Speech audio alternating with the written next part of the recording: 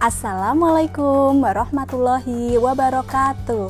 Selamat pagi anak-anak, bertemu lagi dengan Bu Dora.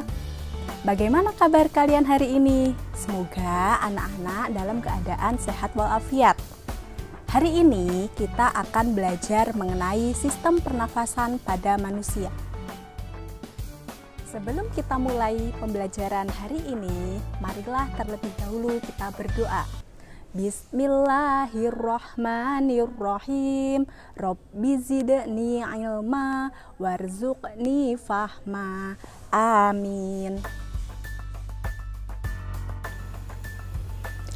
Yang pertama, kita akan membahas mengenai bernapas. Apakah kalian sudah tahu apa itu bernapas?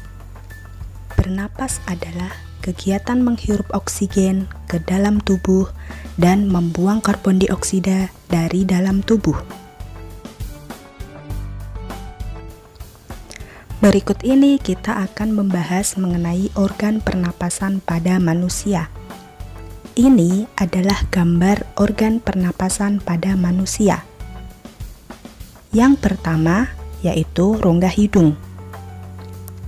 Rongga hidung berfungsi menyaring udara yang masuk dibantu oleh rambut hidung dan selaput lendir. Yang kedua, faring. Faring merupakan persimpangan antara saluran pernapasan pada bagian depan dan saluran pencernaan pada bagian belakang. Faring berfungsi menyalurkan udara ke laring. Ketiga, laring. Laring terdapat di bagian belakang faring. Laring terdiri atas 9 susunan tulang rawan berbentuk kotak. Laring berfungsi menghubungkan faring dan trakea. 4. Trakea. Trakea berfungsi menyaring udara dengan bantuan rambut getar atau silia. 5. Bronkus. Bronkus merupakan perjabangan dari trakea. Bronkus terdiri atas bronkus kiri dan bronkus kanan. Bronkus berfungsi mengalirkan udara ke paru-paru. 6. Bronkeolus. Bronkeolus merupakan perjabangan dari bronkus. Bronkeolus berfungsi menyalurkan udara dari bronkus ke alveolus. 7. Alveolus. Alveolus terdapat di dalam paru-paru. Alveolus merupakan tempat pertukaran oksigen dan karbon dioksida. Alveolus dikelilingi kapiler-kapiler darah. Alveolus berbentuk seperti buah anggur. 8. Paru-paru. Paru-paru merupakan organ utama pernapasan manusia. Pada paru-paru terdapat selaput tipis yang melindungi paru-paru. Selaput tipis ini disebut dengan selaput pleura. Berikut ini gambar paru-paru pada manusia. Sekali lagi ibu tekankan, ini merupakan trakea atau batang tenggorokan. Cabang batang tenggorokan disebut dengan bronkus. Cabang bronkus ini disebut dengan bronkeolus.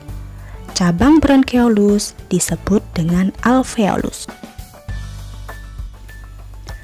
Berikut ini merupakan proses pernapasan pada manusia. Udara masuk ke rongga hidung.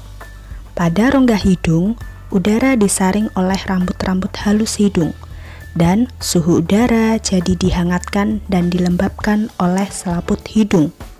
Setelah melalui rongga hidung, udara akan menuju paru-paru melalui faring. Kemudian menuju laring dan menuju ke trakea. Udara dari tenggorokan akan menuju ke paru-paru. Namun, sebelum diproses di paru-paru, udara akan melewati saluran bercabang 2. Saluran bercabang 2 ini disebut dengan bronkus. Setiap bronkus terhubung dengan paru kanan dan paru kiri. bronkus bercabang lagi. Cabang yang lebih kecil disebut dengan bronkeolus. Bronkeolus bermuara pada alveolus.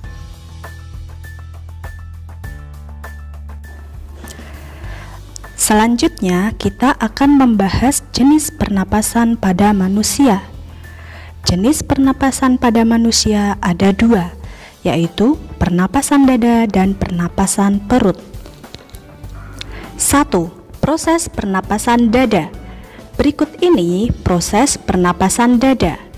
Saat kita menghirup udara, otot antar tulang rusuk berkontraksi.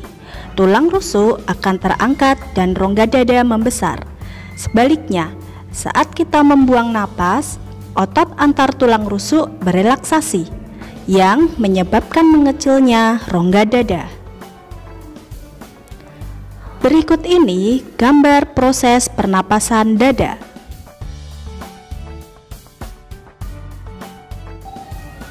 Dua, proses pernapasan perut. Proses pernafasan perut yaitu sebagai berikut.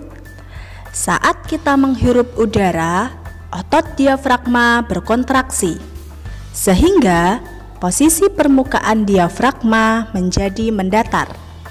Akibatnya, volume rongga dada dan paru-paru membesar. Sebaliknya, saat membuang napas, otot diafragma mengalami relaksasi, sehingga menyebabkan posisi diafragma melengkung ke atas. Akibatnya, volume rongga dada dan rongga paru-paru menjadi mengecil.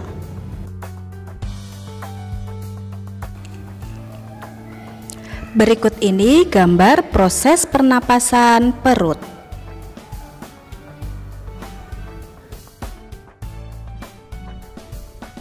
Demikian video pembelajaran Budora hari ini. Sampai bertemu lagi di video-video pembelajaran selanjutnya. Wassalamualaikum warahmatullahi wabarakatuh.